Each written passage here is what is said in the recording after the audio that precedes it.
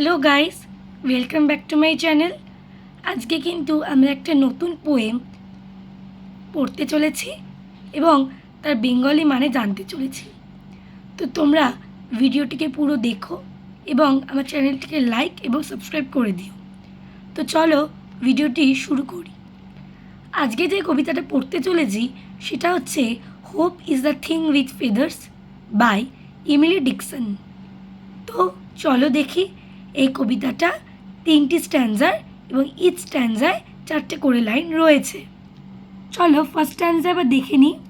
First line, hope is a thing with feathers, মানে আশা হচ্ছে একটা জিনিস পেখমযুক্ত। অ্যাকচুয়ালি এই কবিতাতে হোপকে আমরা একটা ছোট পাখির সাথে তুলনা করেছি, কারণ একটি ছোট পাখি যেমন কোনো বাউন্ডারি ছাড়া উড়ে বেড়াতে পারে নিজের ইচ্ছা সমেত, তেমন হোপও মানুষের মনে বাসা বাঁধতে পারে নিজের ইচ্ছা সঙ্গে। এবং তাদের কিন্তু অ্যাকচুয়ালিতে কি হোপের কোনো ডানা হয়? একদমই না। এটা কবিতার ভাষা যে হোপের পেখম আছে এবং সে দূর দূর প্রান্তে উড়ে যেতে পারে। That perches in the human soul, human soul মানে হচ্ছে মানুষের আত্মা, মানুষের মন, মানে সে কিন্তু বিরাজ করে, সে থাকে মানুষের মনের মধ্যে, মানুষের অন্তরের ভেতরে। And sings the tune without words, hope এমন একটা গান গায়, মানে এমন একটা সুর গায় যেটা কিন্তু কোনো শব্দ থাকে না। তোমাদের কি মনে হয় সত্যি কি এমন গান গাইতে পারে যেটার মধ্যে কোনো শব্দ থাকে না? একদমই গাইতে পারে না। এটা শুধুমাত্র একটা ভাষা ছন্দ করে বলেছে যে এমন একটা টুন গায়, এমন একটা সুন্দর মিষ্টি সুর গায় যেটার মধ্যে কিন্তু কোনো ওয়ার্ডস থাকে না। And never stops at all, কোনো দিনও কিন্তু যতই কঠিন পরিস্থিতি আসুক না কেন থামে না। হোপের গান বা হোপের টিউন যেটাই বলুক সেটা মানে হচ্ছে হোপ, মানে হোপের কথা, মানে হোপের চিন্তা ভাবনা মানুষের মনে যতই কঠিন পরিস্থিতি আসুক না কেন কোনো দিনই কিন্তু থামবে না। Second স্ট্যান্জা, and sweetest in the গেল ইজ হেয়ার্ড, এখানে গেল মানে হচ্ছে স্ট্রম বা থান্ডার, মানে যখন স্ট্রম মানে তো এখানে ঝড় বৃষ্টি বলছে না, স্ট্রম মানে হচ্ছে যখন খুব বাধা বিপত্তি আসে তখন সেটাকে এখানে স্ট্রম বলছে। কি বলছে?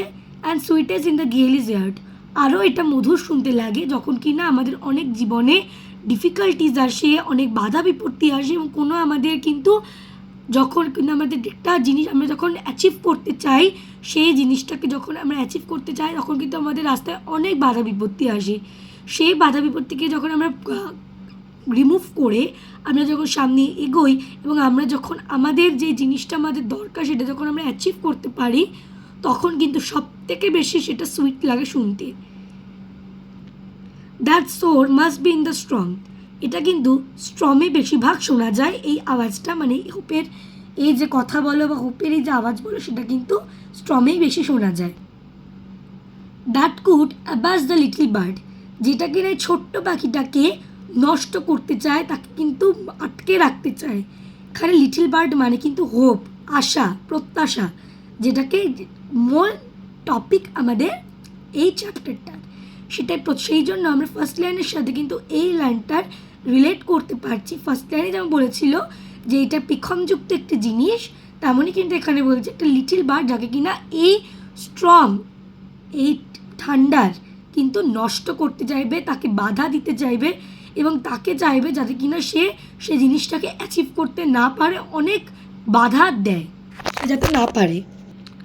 Next, I have heard in the chillest land, এখানে চিলেস্ট মানে কিন্তু ঠান্ডা বলছে না, এইখানে চিলেস্ট কথার অর্থ হচ্ছে যেখানে বরফ থাকে, খুব বরফ, তার মানে কি সেখানে খুব ঠান্ডা হবে, স্বাভাবিক, এটাই ইটস নর্মাল যে সেখানে খুব ঠান্ডা হবে, যেহেতু চিলেস্ট ল্যান্ড। সেই ঠান্ডা মানে কি অত্যন্ত ঠান্ডা, মানে এখানে ঠান্ডা মানে কিন্তু ঠান্ডা বলছি না, এখানে ঠান্ডা মানে হচ্ছে আমাদের মানুষের থাকতে যেমন সমস্যা হয়, মানুষের কিন্তু অত্যাধিক ঠান্ডায় থাকতে খুব কষ্ট হয়, কিন্তু হোপ কিন্তু থাকতে পারে, হোপ কিন্তু সেই ল্যান্ডেই থাকতে পারে এবং সেইখানেতেই কিন্তু হোপ বাস করে। যতই ঠান্ডা, যতই কঠিন যাই হোক না কেন, হোপ কিন্তু আমাদের মন থেকে কোথাও যাবে না, হোপ কিন্তু সব সময় আমাদের সাথেই আছে। And on the stranger sea, stranger sea মানে যেই সমুদ্রের ঢেউয়ের মধ্যে মিশে রয়েছে হাজারো ডিফিকাল্টিস, হাজারো বাধা বিপত্তি রয়েছে, সেই ঢেউ কিন্তু আমাদের বারবার সমুদ্রের মধ্যে ফেলে দেওয়ার চেষ্টা করবে। মানে হোপকে, মানে যে লিটল বার্ডটা রয়েছে তাকে কিন্তু ফেলে দেওয়ার চেষ্টা করবে, তাকে কিন্তু থামানোর চেষ্টা করবে। কিন্তু তাও কিন্তু এই যে আই হ্যাভ হেয়ার্ড মানে কি, আই এখানে আমাদের কপিকে বুঝিয়েছে, এবং হেয়ার্ড মানে হচ্ছে কি হেয়ার্ড করবে, সুইটেস্ট ইন দ্য গেল, sorry, and sweetest in the গেল ইজ হেয়ার্ড। এই যে মিষ্টি মধুর টিউনটা, এটা কিন্তু হেয়ার করবে এই স্ট্র্যাঞ্জের সিতে। যতই মানে স্ট্র্যাঞ্জের সি বাধা বিপত্তি থাকুক না কেন, চিলেস লেয়ার মানে এত ঠান্ডা, তা সত্ত্বেও কিন্তু হোপের যেই সুন্দর মধুর সুরটা, সেটা কিন্তু আমরা শুনতে পারবো এবং আমরা ফিলও করতে পারবো, যদি কিনা আমরা মন থেকে সেটাকে আমরা কিন্তু ফিল করতে পারি, সেটা আমরা কিন্তু সবসময় তার প্রেজেন্স আমাদের মধ্যে বুঝতে পারবো। All and never in the extremity. Extremity মানে হচ্ছে যতই কঠিন, এক্সট্রিমিটি মানে এক্সট্রিমের শেষ পর্যায়ে, এক্সট্রিম মানে এক্সট্রিম ডিফিকাল্টিস, মানে এক্সট্রিমিটির মধ্যেও, এত কঠিনতার মধ্যেও কিন্তু আমরা সেই সুরটাকে, হোপকে কিন্তু আমরা ফিল করতে পারবো। ইট আস্কস আকরাম অফ মি। কি বলছে যে এটা কিন্তু কোনোদিনই আমার থেকে কিছু বিনিময় কিছু চাইবে না। সত্যি কি চায় বলো তো? তুমি ধরো কিছু একটা আশা করেছো, সেটা ধরো একটা খুব ভালো আশা, সেটাকে তুমি যদি অ্যাচিভ করতে পারো, সেটা তো তোমারই লাভ হবে। তুমি একটা নতুন জিনিস পাবে, নতুন জিনিসকে অ্যাচিভ করতে পারবে, তোমারই ভালো হবে। হোপ কি আমাদের বিনিময়ে কিছু চায় না? হোপ আমাদের মনে শুধু আশা জাগিয়ে দেয়, যেই আশাতে কিনা সেই আশা অনুযায়ী, সেই ভরসা অনুযায়ী, সেই কিন্তু সুর অনুযায়ী আমরা আমাদের কাজ করতে থাকি, হার্ডওয়ার্ক করতে থাকি, এবং সেই তার রেজাল্ট কী হয়, আমরা কিন্তু আমাদের লক্ষ্য যেটা, সেটা কিন্তু আমরা অ্যাচিভ করতে পারি। কিন্তু হোপ কিন্তু এর বিনিময়ে কিছুই চায় না। হোপ চিরদিনই মানুষের মনে থেকে যায় এবং সব সময় এই টিউনটা গাইতে থাকে, যতক্ষণ না, যতই বাধা বিপত্তি আসুক না কেন, হোপ কিন্তু থামে না। এই হোপকে থামানোর সাধ্য কিন্তু কারণ নেই। তো আশা করছি পোয়েমটা পুরো বুঝতে পেরেছো, এবং কোনো ডাউট হলে তো আমাকে অবশ্যই তোমরা কমেন্ট বক্সে জিজ্ঞাসা করবেই। পোয়েমটা ভীষণ ইন্টারেস্টিং এবং কিন্তু একটা শিক্ষামূলক পোয়েম। তো তোমরা অবশ্যই লার্ন করো এবং আমার চ্যানেলটাকে সাবস্ক্রাইব করে দিও এবং আমার ভিডিওগুলোকে দেখতে থেকো। So for this video, bye bye.